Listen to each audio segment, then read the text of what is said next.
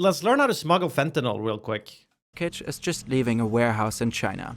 It's roughly 15 by 20 centimeters in size and about a kilo in weight. The label says dog food, but inside is a fine white dog powder. shit. It's the core ingredient for one of the deadliest drugs in the world, fentanyl. Cheaper than heroin and about 50 times as strong. An amount this small is enough to kill you. In the US, fentanyl has become the #1 source of death for adults under 50, surpassing cancer, heart disease, and car accidents. Wow. How can its ingredients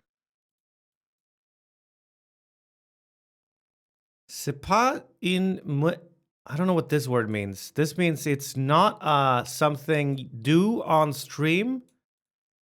Something in French. Fuck, my French is too bad. What are they saying? That means girl? No. Wait, what? just move freely across continents, shipped, sorted. It's not a girl who should do the stream, and I thought she was French. You think I'm a French girl? You might be thinking of my fiance, Yabe. And delivered like an ordinary online order. Behind it lies a billion-dollar system, run by cartels, fueled by global trade, and enabled by broken regulations. A deadly supply chain hiding in plain sight. This is how fentanyl is trafficked. Fern.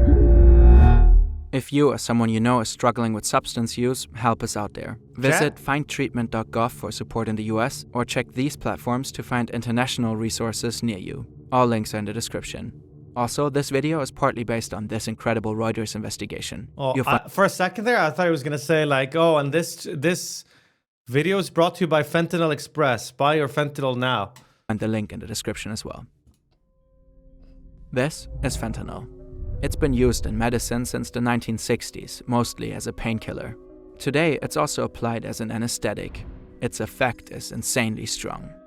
Around 100 times more potent than morphine and 50 times stronger than heroin. A jersey. It's also extremely addictive. Over the last 15 years, the illegal fentanyl trade in the US has fueled an unprecedented synthetic opioid crisis. And the impact can be seen across the entire country. The biggest problem is that the substance is highly lethal. The number of deaths by fentanyl overdose in the US has exploded over the last few years. Is it a similar issue in the rest of the world? I know US is like a lot bigger than... it's a much bigger problem in the US, is my impression. But what about like Central or Latin America, whatever? About 75,000 people died in 2023 alone. Canada? In total, fentanyl and other synthetic opioids have killed nearly 500,000 Americans between 1999 and 2022. One reason for this death toll is a process called lacing. Dealers consciously mix fentanyl into other street drugs like heroin to stretch supplies and boost their profits. A little fentanyl goes a long way. But that also means I've got that printed out and hung over my door. Users get hooked faster and are much more likely to overdose, not knowing what they are consuming. For those who traffic it, fentanyl has another major upside. It's synthetic.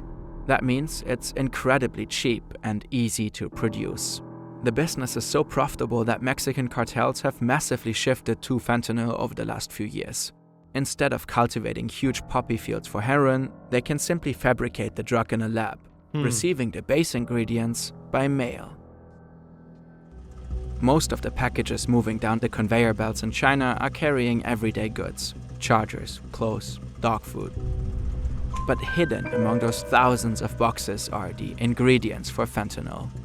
This little box is just one of countless packages going out of China every day. For efficient transportation, shipping companies bundle individual packages into what's known as a master carton. Master cartons are a cornerstone of global trade. Shipping one big box is cheaper and much more efficient than sending numerous small ones to the same destination. The master cartons are then stacked onto pallets. Thank you, Inbred, for the 45 months. Welcome back, bro. With other bulk shipments. And the tiny fentanyl precursor package ends up tucked deep inside. Then the master cartons... Can't they use dogs to find this? Are often loaded onto a plane and flown to their real destination. The United States. There's something about taking flight, getting that bird's eye view, seeing how small details connect to a much bigger system. Nice grid. Perspective matters. Whether you're trying to understand global trade, piece together a true crime story, or really understand a complex idea, you need to look at things from different angles. That's what Brilliant helps you to do.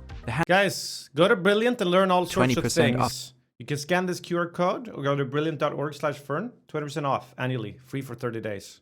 So what are you For an waiting annual for? premium subscription. Global online shopping has seen a massive boom in recent years. Fentanyl smugglers are riding that wave by sneaking their products into the vast international shipping stream. And they're exploiting one particular loophole in the US. Back in the 1930s, Washington introduced a special customs regulation called the minimis. If a package is addressed to a private person and the goods inside are below a certain value, it skips customs entirely. What? That means there are no duties and almost no detailed checks. Many countries have similar policies. In the European Union, the cutoff is 150 euros. You can just lie then. Anything above gets taxed. But the US has one of the most generous thresholds in the world. In 2016, the limit was raised from $200 to $800. Before that, some 134 million packages entered the country annually through this streamlined system. That number has jumped to nearly 1.4 billion units in 2024. Wow. This spike is also tied to the overall boom in global trade. But still, about 90% of all goods coming into the US are duty-free de minimis imports. Until April 2025, most of these packages came from China, usually by air. Our box has had a long flight and finally touches down at LAX. Its first stop in America is a special customs warehouse. Examining every package that comes through here would be impossible. So customs officers rely on spot checks. Specially trained dogs sniff out selected packages for fentanyl precursors. Sometimes it's the package's weight that raises suspicion. If it doesn't jibe with its description, it's just too much. Maybe people could stop ordering from Temu all the time. The box gets flagged and pulled out for inspection. Flagged packages are scanned by high-tech machines, opened for manual inspection, and sometimes even sent to an on-site chemical lab. And in some cases, custom officers will also attach electronic trackers to suspicious boxes. Temu and stuff is so big. I don't know what. I only have ordered one time from a store like that. It was when I did it for a stream. I ordered a bunch of crap from Wish, and everything is such shit quality. I don't know if it is still. But like, I think boomers, especially, like social media ads, Instagram and Facebook and stuff, where you're just scrolling by and they advertise some product that looks incredible. It's always like Temu and stuff. I think that makes up a big, big percentage of the consumption. That's my impression. To follow their trail. But given the sheer volume of packages coming in, only AliExpress is different, is my understanding. AliExpress is more bulk sales, and they usually certain niche products that only exist on AliExpress, like spare parts and stuff. Any fraction ever gets checked. Alibaba? Most of them are simply waved through, including our package. Are you sure? It's just been cleared for the next leg of the trip, which means it has now officially entered the country. The master carton is unpacked at a distribution center. The smaller parcels are sorted by destination. The next leg of transport is handled by one of the regular US delivery firms. Our package still has a long road ahead. Its next stop is Mexico. How is AliExpress compared to Temu? The vast majority of illicit fentanyl is manufactured here. It's first shipped to a US address near the Mexican border. That's when a new link in the supply chain takes over to handle the border crossing. The address is a private home. What a dumpy. The tenant is an elderly man. Some products can't be shipped to Mexico directly. This is where the man comes in. He's offering a personal cross-border delivery to make some extra money, a common side hustle in the border region. People in Mexico can have their packages shipped to his US address. Then he drives them over in his private car. Hang on. Now he's on his way to... You're telling me they're shipping from China to the US and then from the US to Mexico? I would have thought it was the other way around. The border with a couple of boxes in the trunk. The package from China is one of them. The border works similar to the airport. Small boxes are rarely checked. The cartels are counting on that. The man in the car looks harmless. He doesn't even know what's in our package.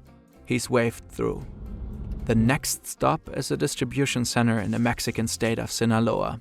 Local freight carriers will forward the packages to the addresses supplied by their Mexican customers. And so, our package reaches its final destination, a secret drug lab. This is where it's opened for the first time. Wow. The Sinaloa cartel is one of the most powerful and violent criminal organizations in the world. With the fentanyl boom in full swing, they too have shifted away from heroin production and gone all in on fentanyl. Inside this old and nondescript house, 2 teenagers are working in a makeshift lab. They're cooking fentanyl. They're not trained chemists. Someone just gave them a step-by-step tutorial. They open the package containing the powder from China and start prepping Probably a new ChatGPTing batch. it. It's complete routine. The process is always the same. Making fentanyl is almost as easy as baking cake. Wiki how. You don't need much gear either. Our 1 kilo package yields up to 50,000 doses of fentanyl. Holy shit. Now the finished drug heads back to the US. It can cross the border in all kinds of ways, attached to or even carried inside the bodies of so-called drug mules. With so many people dying from this is probably a stupid question, but will we run out of bodies eventually? What if more people are dying faster than new people are getting hooked? Or disguised among regular cargo on some ordinary delivery van. Smugglers have hidden fentanyl pills in candy bags, sewn them into clothing, and in some cases, drugs are even implanted into pets. They're simply betting on the fact that it's impossible for customs to check every person or item that crosses the border. Wow. More often than not, it's US citizens who drive the drugs across the border in their private cars. Sometimes they come up with clever hidden compartments like this one. What's that movie called? No Regrets? The car is just minutes away from crossing. We Are the Millers. The driver can already see the custom officers up ahead, with drug-sniffing dogs working car to car. He starts to get nervous. But just as they're coming toward him, the agents pull away. The dog needs a break. The stash in his car goes undetected. The driver exhales. And just like that, more fentanyl made it into the US. Wow. In 2024 alone, nearly 10 tons of the drug were seized along the US-Mexico border. But the amount that actually made it through is by all likelihood much higher.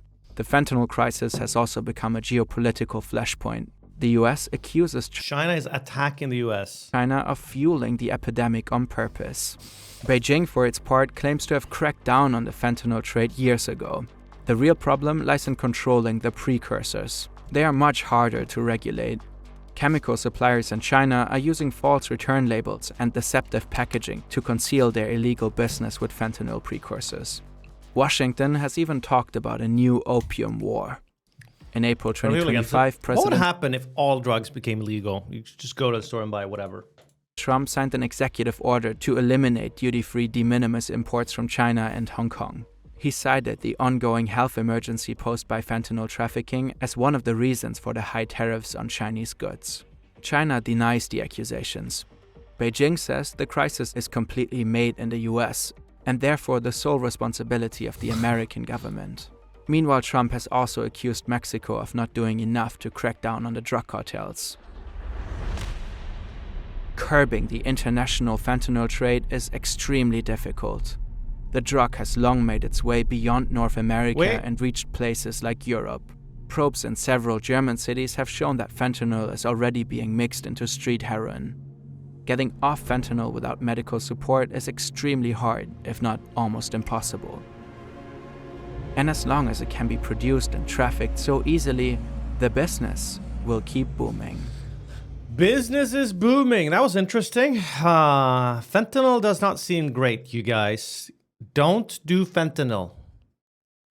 Police in Cali recently seized enough fent to kill a third of California's population. Wow. There's a best of internet daily notes. There's the new unusual memes. This thing looks insane.